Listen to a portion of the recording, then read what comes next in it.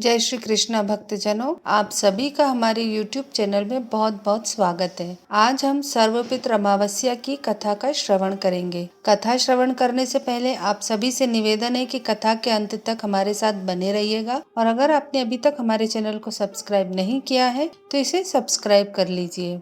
भक्तजनों, सर्वपित्र अमावस्या के दिन से श्राद्ध समाप्त होते हैं। सर्वपित्र अमावस्या के दिन पितरों को विदा कर दिया जाता है। जिन पितरों की मृत्यु तिथि याद ना हो, उन सभी भूले बिसरे पितरों को इस दिन याद कर सर्वपित्र अमावस्या या महालया अमावस्या के दिन उन सभी पितरों के निमित्त श्राद्ध किया जाता है। इसलिए इसे पितृ विसर्जनीय अमावस्या भी कहा जाता है। सर्वपित्र अमावस्या के दिन भोजन बनाकर ब्राह्मण, कौवे, गाय और कुत्ते को खिलाया जाता है। कहा जाता है कि पितृदेव ब्राह्मण और पशु पक्षियों के रूप में अपने परिवार वालों द्वारा दिया गया तर्पण स्वीकार कर उन्हें खूब आशीर्वाद देते हैं। इस दिन अपने पूर्वजों के निमित्त किसी योग्य विद्वान ब्राह्मण को आमंत्रित कर भोजन कराना चाहिए। साथ ही जरूरतमंदों को भी अन्नदान कर सकते हैं। इससे पितरों को मोक्ष की प्राप्ति होती है। इसलिए इसे पितृ मोक्ष अमावस्या भी कहा जाता है। तो आइए सुनते हैं सर्वपित्र अमावस्या की एक पौराणिक कथा। जोगे तथा भोगे दो भाई थे।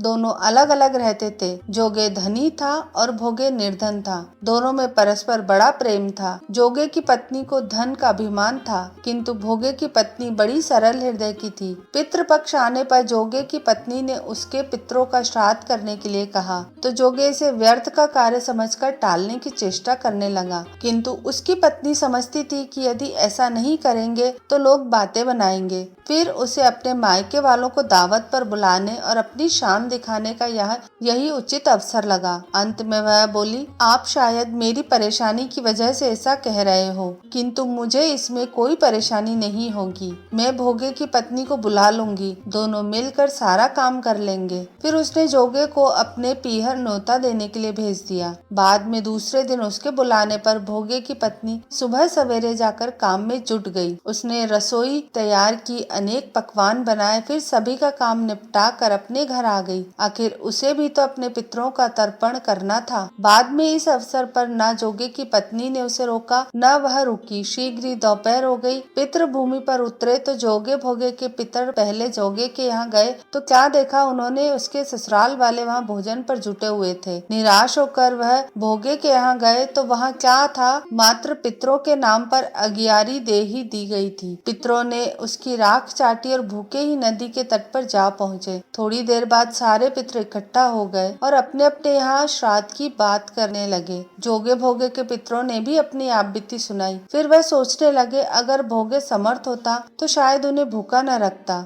मगर भोगे के घर तो 2 जून की रोटी भी खाने को नहीं थी। यही सब सोचकर उन्होंने भोगे पर दया आ गई और अचानक वे नाच नाच कर गाने लगे, भोगे के घर धन हो जाए, भोगे के घर धन हो जाए। सांझ हो गई। भोगे के बच्चे कुछ भी खाने को नहीं मिला तो उन्होंने माँ से कहा, भूख लगी है। तब उन्हें टालने की गरज से भोगे की पत्नी ने कहा, जाओ आंगन में होदी ओंधी रखी है, उसे जाकर खोल लो और जो कुछ मिले उसे बांट कर खा लेना। बच्चे वहाँ पहुँचे तो क्या देखा, होद मोहरों से भरी पड़ी है। वे दौड़े दौड़े माँ के पास पहुँचे और उसे सारी बात बताई। आंगन में आकर भोगे की पत्नी ने यह सब कुछ देखा तो वह भी हैरान हो गई। इस प्रकार भोगे भी धनी हो गया, मगर धन पाकर वह घमंडी नहीं हुआ। दूसरे साल पितृपक्ष आया और श्राद्ध के दिन भोगे की पत्नी ने 56 प्रकार के व्यंजन बनाए, ब्राह्मणों को बुलाकर श्राद्ध किया, भोजन करवाया, दक्षिणा दी। जेठानी को सोने चांदी के बर्तन में भोजन कराया। इससे पितृ बड़े प्रसन्न हुए तथा तृप्त हुए। जो भी इस प्रकार विधि विधान से पितरों को तृप्त करते हैं, भोजन खिलाते हैं, उसे संतान सुख और धन लक्ष्मी की प्राप्ति होती है। तो भक्तजनों, ये था हमारा आज का सर्वपित्र अमावस्या का वीडियो। आपको हमारी ये कथा, ये वीडियो कैसा लगा, नीचे कमेंट करके जरूर बताइएगा।